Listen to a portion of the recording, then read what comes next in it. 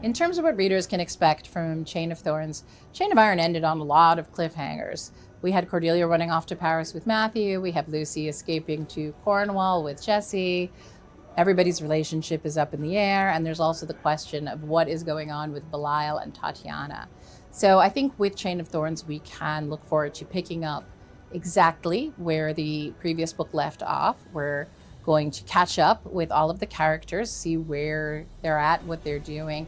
And they're going to be drawn pretty quickly into another adventure as Belial makes his last desperate attempt to possess James and control London, control the world, defeat the Shadowhunters. And so we're going to see what our group of heroes and heroines are going to do to try to prevent him. So expect a lot of magic, a lot of romance, a lot of adventure and danger.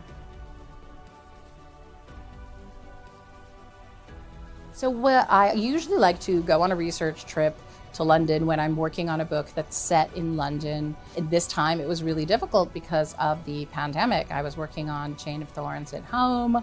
I was alone. Really, there was no travel. But as soon as I possibly could, I did go to London, and I checked out some of the places that various scenes are set and made some specific trips to figure out if you could get from point A to point B in a certain amount of time. It was the first place that I went when I was able to travel again, and I really enjoyed it. It was delightful to be back in London, and so good to be able to walk in the footsteps of the Last Hours characters again.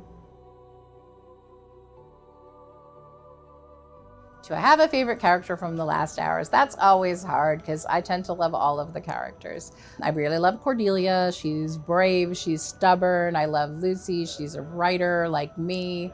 And I love all of the, way that she channels her feelings through books. James is smart.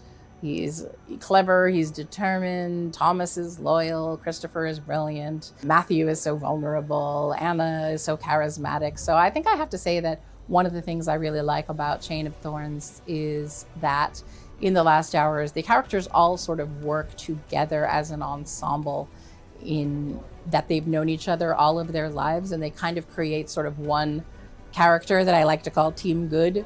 And I would say that that's probably my favorite character, is all of them together. So people ask a lot if they're going to get to see the characters from The Last Hours again, or maybe their children. I mean, I like to say never.